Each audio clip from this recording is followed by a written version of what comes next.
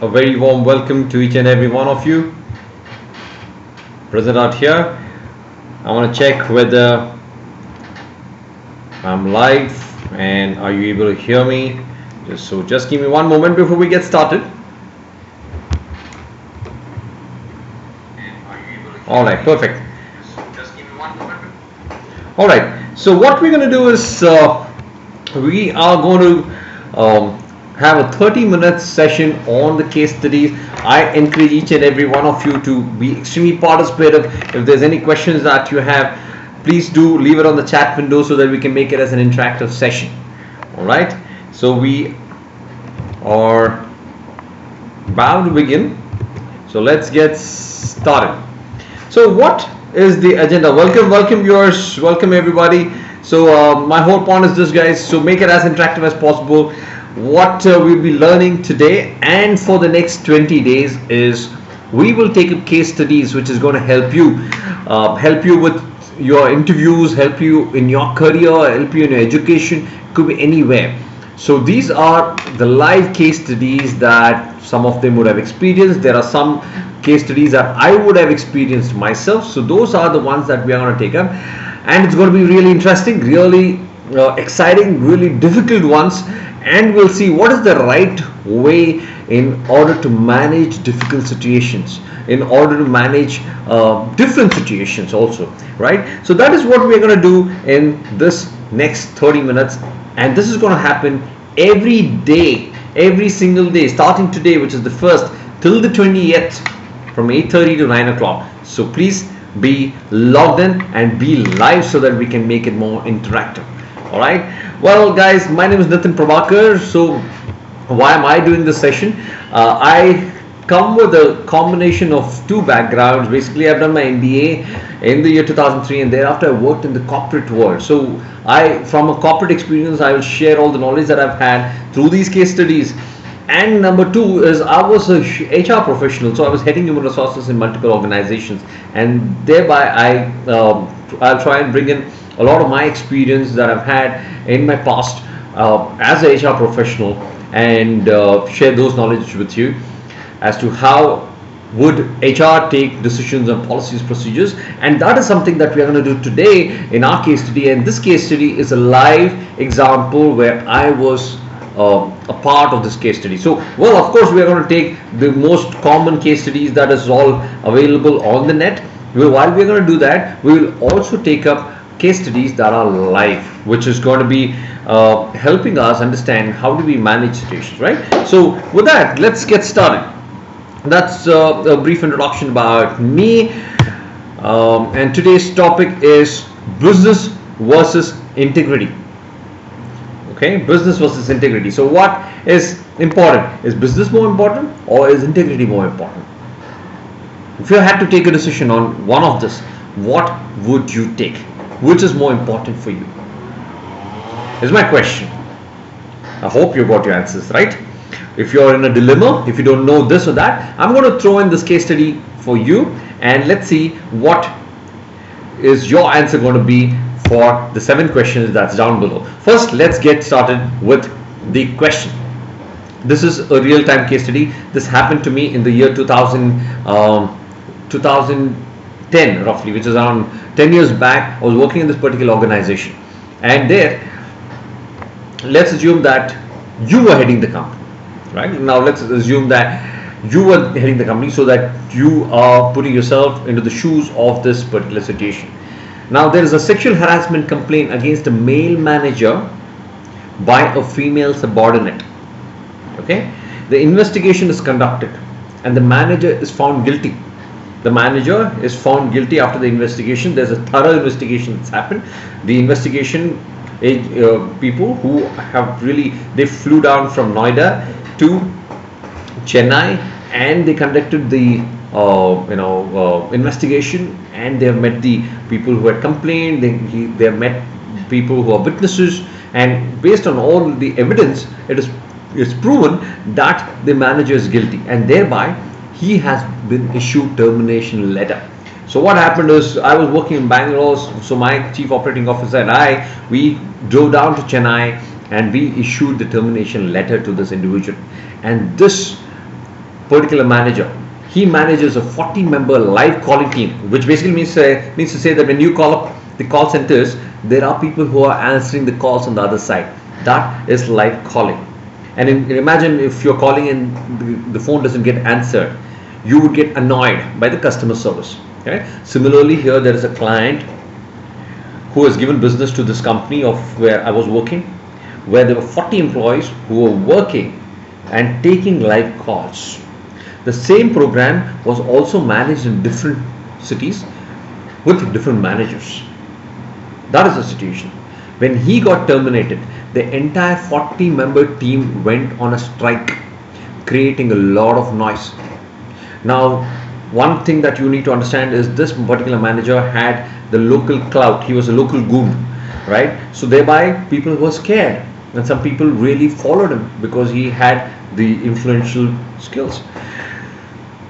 And thereby people went out on a strike. All the 40 people who were on the calls, everybody logged out. So they stopped answering the calls, the live calls which are dropping in. They logged off, and then they all went on a strike. They went on a strike, and the HR tried to convince the employees. In this case, the HR was me. Their demand was take the manager, and we'll all come back to work. And if you terminate the manager, we will all go. We'll all get terminated. It's okay. Now, as a human resource individual, I try to break the groups. I try to talk to individuals one by one after another. However, it's a mob mentality. They said, no, speak to us as a team. We are going to stay united in this. We are not going to break into groups. So whatever that you want to talk to us talk to us in a group and not individually, is what their request was. Now, this being the situation, guys, you are the CEO of this organization. What would you do? I have 7 questions, and let's look at what your decision is going to be. Now, the question 1, what is your decision? Would you terminate him or would you take him back? Number 2, what will you do with the employees? How will you manage 40 employees? Number 3, will you inform the clients or will you choose not to inform the clients? Right? And if so, what will you tell the clients? Number 4, what will you do with the calls? There is a business, it's an online live business. What will you do with the clients and then the calls?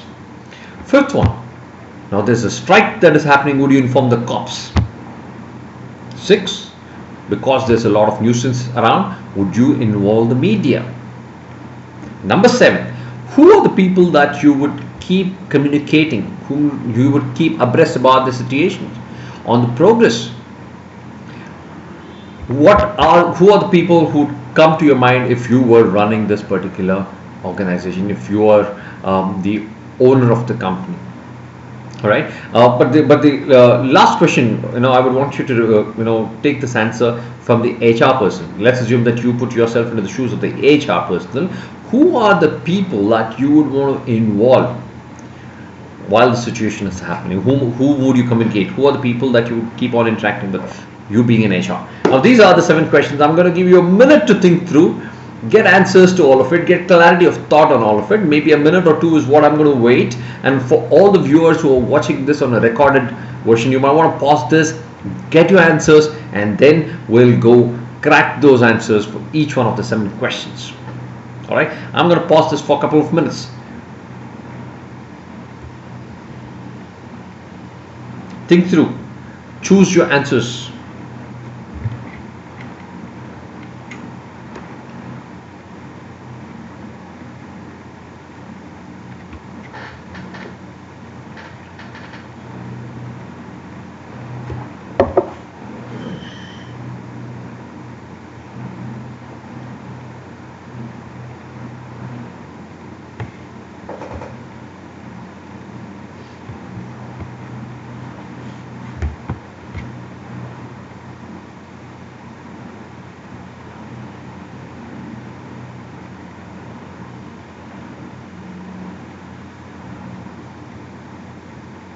I'm timing this so that you get a couple of minutes for this.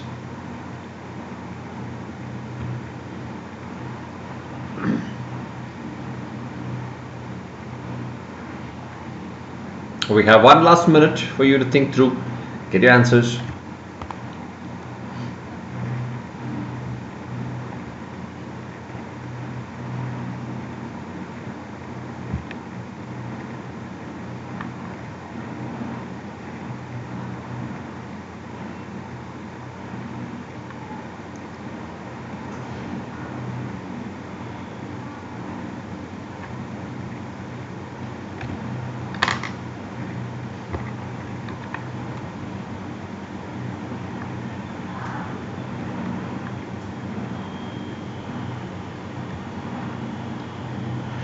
Alright, I guess all of you have your answers by now. Let's go crack these answers, right? Let's crack these questions and get our answers. Now, first one, what is the decision that you would take? Would you terminate him or take him back? We'll look at the pros and cons, right? Now, let's assume that you decide to take him back. What happens? He goes back into the organization, he starts working. Now, this can be an organization which has more employees, right? He is managing 40 employees strong organization, a program, but this particular organization can have maybe a 500 employees or 1,000 employees. Now, what is the kind of message that you're going to send to the rest of the employees? That there can be a sexual harassment that can be done and you can go scot-free if people are supporting you, right? Is that the kind of message that you'd want to send in your organization? Not really. Number one. Number two, how secured would the others feel if we have somebody amongst us like this? We would not feel secure, all right? There was a complaint from the female subordinate. What happens to this particular employee who has raised the complaint? Do you think you're doing the right thing? Are you giving the right justice to her and people who are working along with her? And as an organization, are you sending the right signal, right communication? According to me, not at all.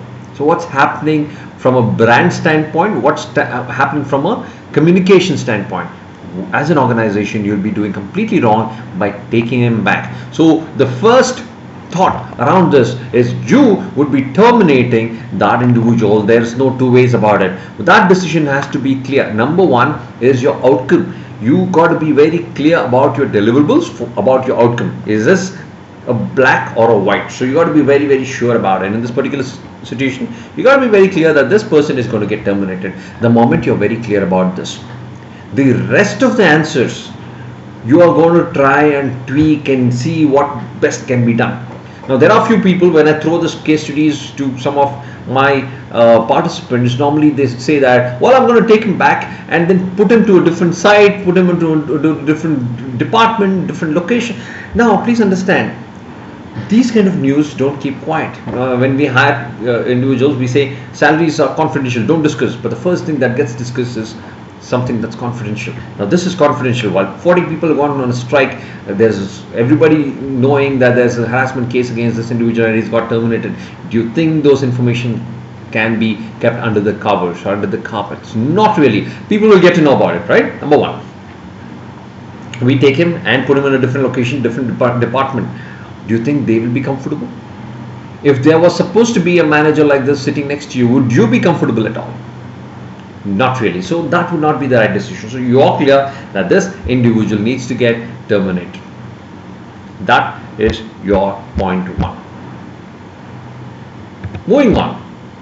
What will you do with the employees now that you've taken a decision that this guy is going to go? And the employees, you try to put them into individuals, break them into groups, but none of these has worked, unfortunately. So how do you deal with these employees? So if you have decided that you're going to terminate the manager, that basically means to say that you would have to let go of all these 40 employees. Do you really would you be able to take such a tough decision? That's my question. And in this particular situation, I'm absolutely proud to say that I was associated with an organization who gave integrity more prominence than the business in itself. Well, it's a 40-member business. in this particular site. And like I already mentioned in the case study, if you look at it, it says that the same program is also managed in different city with different manager, basically, which means to say the client is the same. There are 40 members in this particular Chennai office, but the same client also is situated in different offices. That predominantly says that there is a possible loss of a business. But like I said, I'm very proud of this organization who said integrity is number one and then comes business. So if you're very, very clear about that in that particular situation, in this particular decision when you're going to take, you would say that employees who would want to come in, please come in, and the employees who want to leave along with your manager, please do so. That's exactly what we did. We told our employees that, hey, look here, we have done our investigation, we have done our groundwork, and it is very evident that this person needs to move out. And thereafter, we have come to this decision, and there is no compromise on terminating this manager.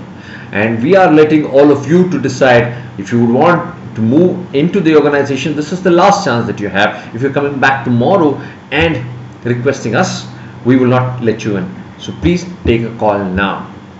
And then we realized that all the 40 of the employees moved out. Nobody came in. Some people who wanted to come in also couldn't because that person had that clout, like I said. So people were fearful of this manager, and everybody, all the 40 people, we issued a resignation relieving letter on that particular day. It was an instant resignation received by us and instant relieving given by us. So it was instantaneous. So that is the answer to question 2. Will you inform the clients? If so, what will you say to the clients? Are you going to keep it hush-hush? Are you going to keep it under the table? Now, even if you had to take this employee back into the organization, would you keep the clients informed? You should, because anything that happens in an organization within that particular client's purview, the client is supposed to know. And thereby, in this particular case, especially when you have decided to terminate the employee, it is important for you to go back and inform the client. Number 1. Number 2, if you have noticed that 40 employees have taken their headsets off and then they've gone out on a strike, predominantly to say that there is going to be a call drop. The number of people who are trying to reach, but there's nobody to answer, there's a call drop, and the client should be aware of it. So in this case, clients should be informed. So we picked up the call, we informed the client, and the clients were disgruntled. They were unhappy about this particular situation. They said, this is something that cannot happen. How can you do this? Because there's going to be a call drop. Customer service is going to be hit. So we said, please give us some time. This is the situation. We are going to manage this situation. Just give us some time. But the clients were very, very unhappy about it. And then the clients actually came down in the next 1 hour, 2 hour site. Right? So the CEO who traveled along with me, he was discussing with the higher ups, he was discussing with the clients. So that conversation was happening. Right? So while that is happening, I'll come back to the clients in a bit. So is it important to inform the clients? Yes. What will you say to the clients? That we will manage the situation, just give us a little more time. And that is what you will initially communicate. What will you do with the calls? The calls that has got dropped, what will you do? Now this is a question that a lot of people find to struggle to answer. The reason being, it is the attention to details. Now what I had told you in the question was, if you go back, it says that the same program is also managed in different city with different manager. Now when that's the situation, in business terms, it's called as business continuity plan, BCP, or it's also called as business contingency plan. Now if something goes wrong to that particular client or to that particular site, every organization should have a BCP plan. What is the alternative solution? So this particular site already had an alternative solution. So what they did was they routed all of these calls which was landing in the Chennai office to the Bangalore office, because they had a similar client. There were already employees who were in that particular site which is in Bangalore office, and they moved all the calls back to the Bangalore office.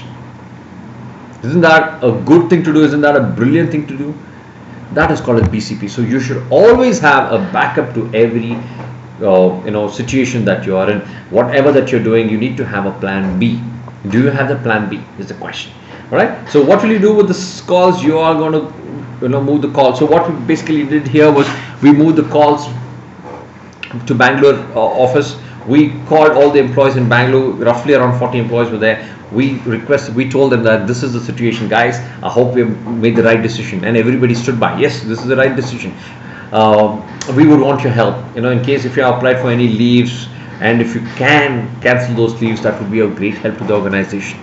We would request all of you employees to work for 7 days a week for the next 1 month. We would request all of you to do overtime.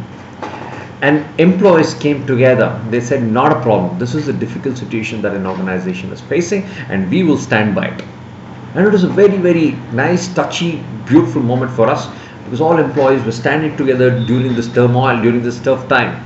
And that's the beauty about the whole situation, right? So what should you do with the calls? Route it, which is the BCP, route it to a different place, and once the calls are gone there, ensure that the business is continuous. And you know what, in roughly around a month's time, basically the SLAs, which is called as a service level agreement, which means to say whatever requirements was there by the client, that was met by the Bangalore employees. So there was no difference in the performance standards, though the number of calls were landing higher in Bangalore office. So it was managed very beautifully.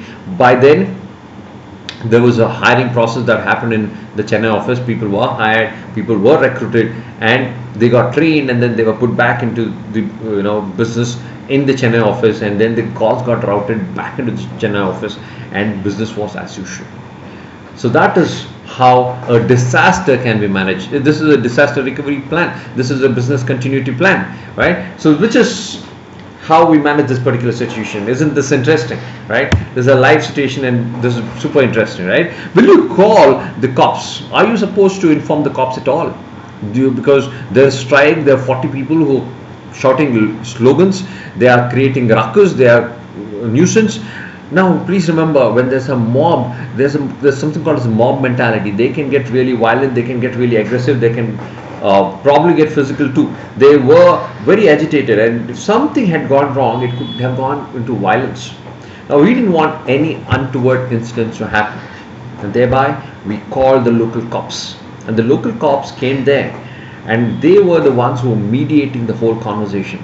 It was important for us to have the cops there, otherwise it was tough to get situation under control. Now 40 people are against an organization, and they would not want to listen to somebody from the organization end, whoever it may be, right? And thereby it was important for us to have a mediator, and in this particular situation it was the cops who did a brilliant job of managing the situation. So they came there, they said, hey guys, this is a situation that you guys gonna manage, this is a situation that it is, and now the decision is by the organization that they will let go of. Now you guys decide if you want to move back, go ahead, otherwise let go. If you want to move, please write your resignation letter, you'll get your relieving letter, and your full and final settlement will be done within a week's time.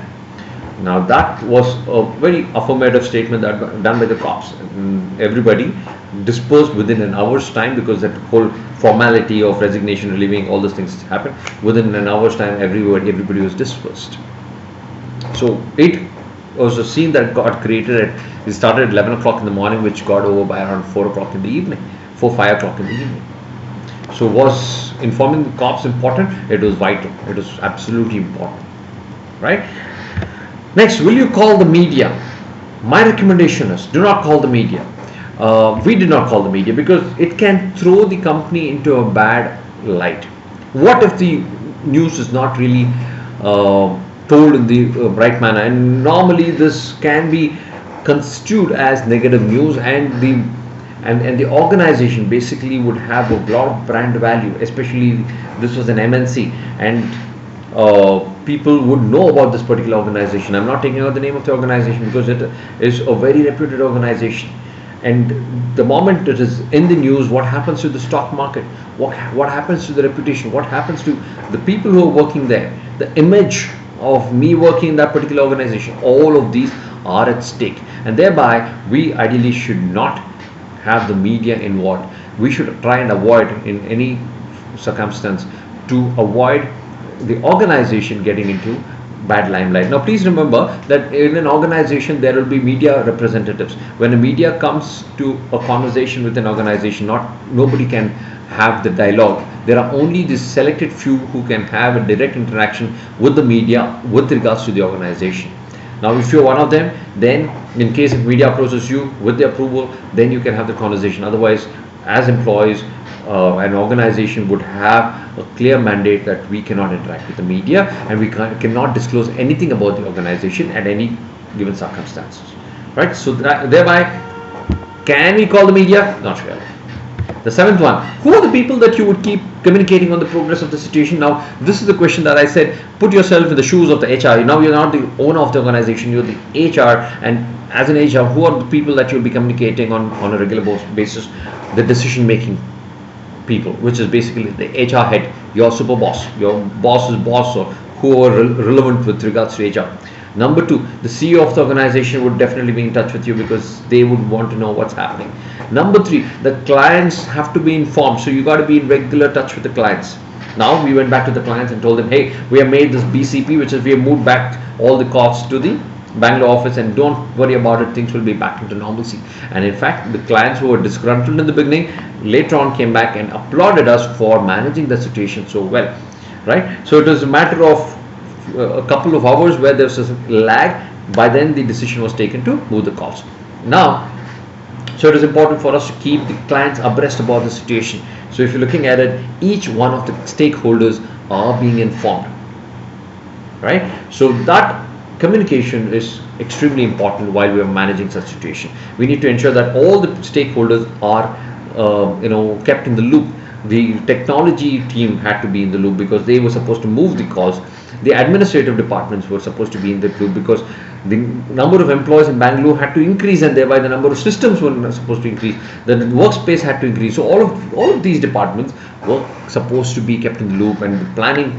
You need to form a planning team quickly, and because the HR is involved in this particular situation, the CEO is involved in this situation, so you need to have a different team, which is the planning team, who needs to ensure that everything else runs smoothly. So you need to have different set of people who will be managing this particular situation.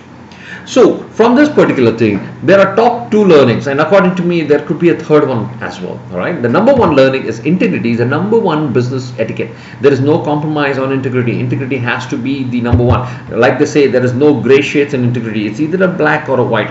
So you can't say I don't know. You got to be very, very clear. This is the right path and I'm going to walk the right path. That is integrity, doing the right thing at the right time. Basically, the second one is taking the right decisions.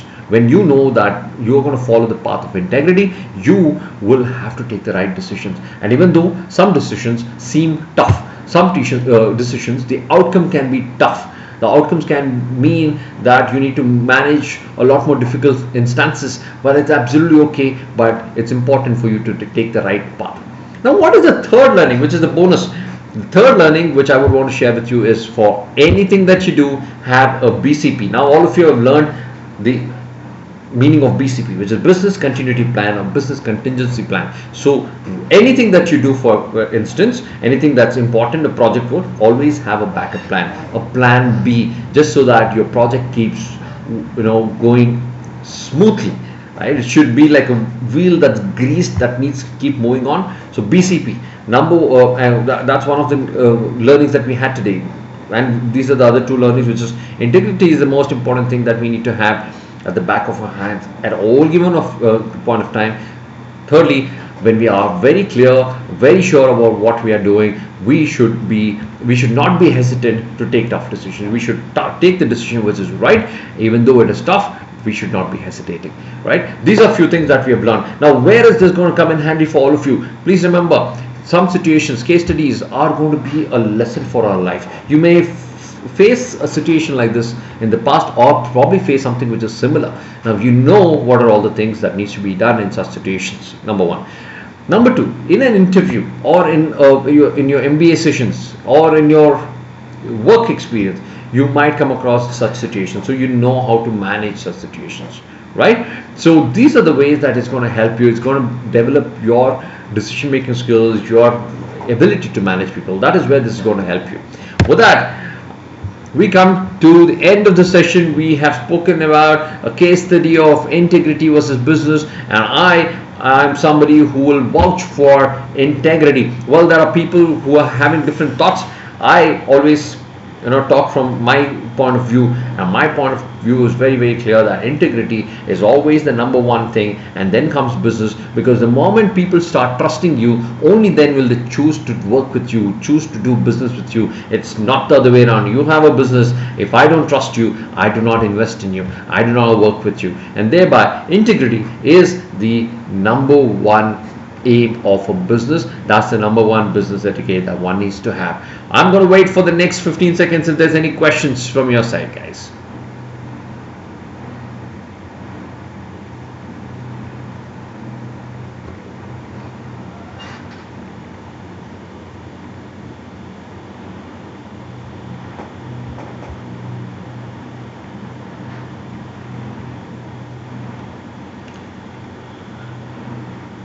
Well, I guess there are no questions. So with that, thank you so much for watching this.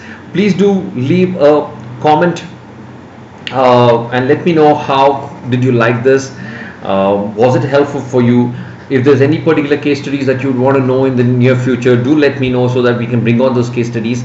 It's going to be nice if you're live, and then we can start making this interactive sessions. Like I said, every day 8:30 to 9 is what we're going to do for the next 20 days. So looking forward to have you in our next sessions. With that, Nitin signing out. Have a lovely evening and have a nice dinner. Bye.